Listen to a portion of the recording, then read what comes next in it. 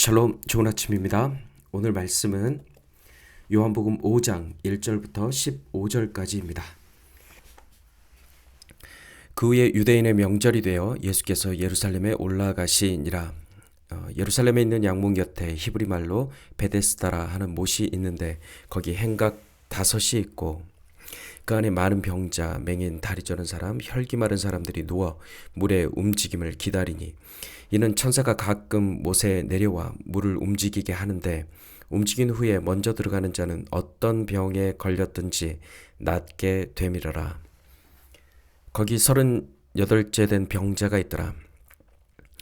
38해 된 병자가 있더라. 예수께서 그 누운 것을 보시고 병이 벌써 오래된 줄 아시고 이르시되 네가 낫고자 하느냐. 병자가 대답하되 주여, 물이 움직일 때 나를 못에 넣어주는 사람이 없어 내가 가는 동안에 다른 사람이 먼저 내려가나이다. 예수께서 이르시되 일어나 네 자리를 들고 걸어가라 하시니 그 사람이 곧 나아서 자리를 들고 걸어가니라. 이날은 안식일이니 유대인들이 병 나은 사람에게 이르되 안식일인데 네가 자리를 들고 가는 것이 옳지 아니하니라.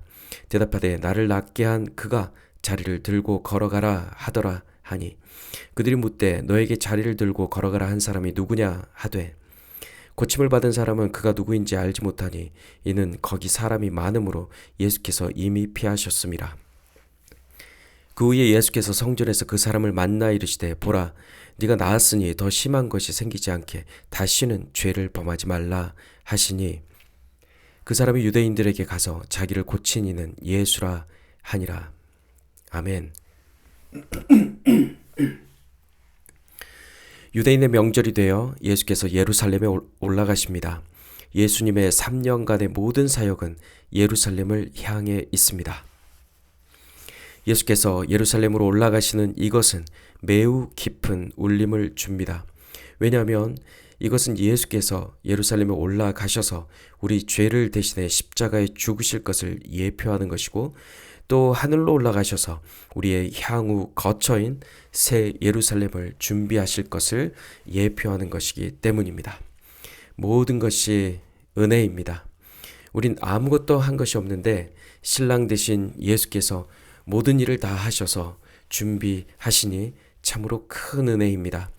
예수께서는 사마리아의 우물 곁을 지나가셨던 것처럼 양문 곁 베데스다를 지나가십니다. 그리고 예수께서는 자신을 상징하는 문 예루살렘 양문 곁에 서십니다. 그곳엔 베데스다라는 샘이 있습니다. 베데스다는 물이 흘러나오는 은혜의 집이라는 뜻을 가지고 있습니다. 가끔씩 천사가 내려와 물을 움직이게 할 때 가장 먼저 그 연못에 들어가는 병자는 바로 낫게 되는 은혜를 경험합니다. 그러니 앞 못 보고 못 걷는 사람들과 몸이 마비된 병자들에게 베데스다는 치유의 명소로 소문이 자자합니다. 병자들은 그곳에 누워서 내가 그 주인공이 되기를 간절히 소망하며 때를 기다립니다. 하늘의 은혜가 딱 나에게 주어지기를 바라는 것이죠. 시편 기자는 여호와께서는 모든 사람에게 선하시며 은혜를 베푸신다라고 하셨는데요. 내 삶의 고통이 너무 심하니 이들에겐 다른 사람에게 내릴 은혜를 먼저 기도해 줄 여력이 없습니다. 천사가 내려왔어. 이번엔 네가 낫기를 바래. 어서 연못에 들어가 라고 말할 수는 없는 것입니다. 사랑하는 성도 여러분, 이것이 우리 사람의 한계입니다. 내 코가 석자라는 말이 있습니다. 내 몸이 아프고 내 문제가 생기면 다른 사람 먼저 낫고 그 문제가 해결되기를 기도하는 것은 어려운 일인 것입니다. 다른 사람을 위해 기도할 힘도 없고 또 그럴 생각도 들지 않는 것이 육체를 입고 있는 우리의 현실입니다. 이곳 은혜의 집 베데스다는 그 이름이 무색합니다. 내가 먼저야 서로 경쟁하여 그 순간의 경쟁에서 승리한 한 사람만이 선택을 받습니다. 베데스다는 아파하는 형제들을 이겨야 하는 곳, 치열한 경쟁과 차별이 존재하는 곳이 되어버렸습니다. 베데스다 연못은 은혜의 샘입니다. 모든 사람에게 부어주시는 하나님의 은혜를 예표하죠. 한 번 마시면 그 사람 안에서 샘이 되어 영원히 솟아오르는 그 샘물을 예표하고 있습니다. 베데스다가 예표하던 분, 예수께서 오늘 이곳에 오셨습니다. 38년째 누워 지내는 병자를 예수께서 만나십니다. 자기를 믿는 모든 자에게 영원한 안식을 주시는 예수께서 38년 된 병자에게 말씀하십니다. 일어나 네 자리를 들고 걸어가라. 주께서 말씀하시자마자 즉시 그의 병이 낫습니다. 주님의 말씀은 즉시 효력을 나타냅니다. 38년을 베데스다 샘만 바라보던 병자가 베데스다가 가리키는 궁극적 실체이신 예수를 만나자 즉시 병이 났습니다. 매주 안식일마다 38년을 누워 지냈던 병자가 평생 처음으로 진정한 안식을 맛보게 되는 순간인 것이죠. 참된 안식을 주시는 분은 오직 예수 그리스도 한 분이십니다. 수고하고 무거운 짐진 자들아 다 내게로 오라. 내가 너희를 쉬게 하리라. 예수님께서 친히 베데스다가 되어 38년 된 병자를 고쳐주심으로 참된 쉼이 오직 예수님께만 있음을 우리로 알게 하십니다. 성전 안에 있던 유대인들이 그 병자에게 묻습니다. 네가 자리를 들고 가는 것은 옳지 않다. 이것은 참으로 우스꽝스러운 장면입니다. 영원한 샘물이자 참 안식이 되신 예수께서 38년 된 병자를 고쳐주시며 자리를 들고 걸어가라 하셨는데 유대인의 생각은 다른 것입니다. 치유받아 이제 온전해진 사람이 진짜 안식에 들어왔는데요.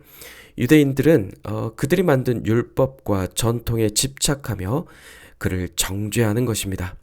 이것은 38년 된 병자에게 다시 베데스다 연못으로 돌아가라. 그것이 옳다. 그곳에서 천사가 가끔 연못에 내려와 물을 움직일 때를 기다리라 말하는 것과 같습니다. 하지만 누가 그렇게 하겠습니까? 주님의 샘물로 영생을 얻은 이 병자에게 그들의 이 말은 정말 황당하기 그지없는 말입니다. 난 완전히 새 사람이 되었는데 다시 가서 앉으라니. 세상 어떤 사람도 베데스다로 다시는 돌아가지 않을 것입니다. 이것은 영원한 생명으로 다시 태어나 완전한 자유를 얻은 우리 그리스도인들에게 다시 율법으로 돌아가라. 사람들의 말에 복종하라. 라는 말과 같습니다. 온갖 절기와 규율, 교회 전통으로 돌아가서 천사가 연못에 내려와 물을 움직일 때를 기다려. 그것이 옳은 일이야. 라고 속삭이는 것과 같은 것이죠. 사랑하는 성도 여러분, 우리는 38년 된 병자가 자리를 들고 걸어간 것처럼 베데스다 연못을 이미 떠났습니다. 그 병자는 자기를 고쳐준 사람이 예수인지도 몰랐고 스스로 큰 자비를 받을 만한 어떤 조건도 갖추고 있지 않았습니다. 그럼에도 불구하고 은혜의 샘 그 자체이신 예수께서 찾아오셔서 은혜를 베푸신 것입니다.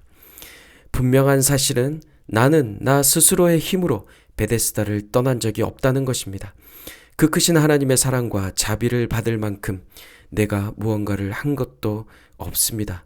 그럼에도 불구하고 우리를 사랑하사 우리를 위하여 자기 몸을 버리신 예수로 말미암아 우리는 죄와 사망의 베데스다에서 이미 건짐을 받았습니다. 그리고 하나님의 안식 안에 거하는 복을 누리고 있습니다.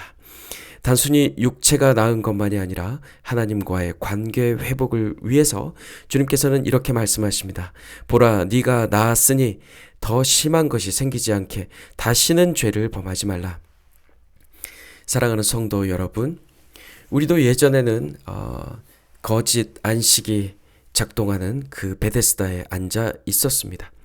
여기에 있으면 잘 될 수도 있어. 여기에 있으면 나도 기적의 주인공이 될 수 있어. 이렇게 마음속에 속삭였죠. 또 여러 문제 앞에서 영적 무기력에 빠져 주저앉기도 하고 육신의 질병으로 인해서 절망하며 환경 탓, 사람 탓을 하며 베데스다의 막연한 기대의 끈을 붙들고 주저앉아 있기도 했습니다. 그런 날을 주님께서 찾아오십니다. 그리고 말씀하시기를 네 자리를 들고 일어나 걸어가라.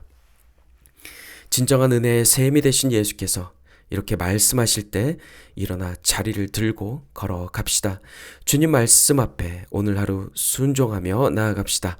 율법과 전통에 붙잡힌 종교인들이 우리를 향해 다시 베데스다 연못으로 돌아가라 혹은 함께 돌아가자, 그것이 옳다라고 말할지라도 사랑하는 성도 여러분, 주님께서 주신 자유를 놓치지 마시기를 축복합니다. 우리는 이미 주님의 안식에 들어간 사람들입니다. 그러니 자리를 들고 걸어가 하나님과 깊은 풍성한 은혜의 사귐 가운데 오늘 하루 거하시기를 주님의 이름으로 축복합니다. 샬롬.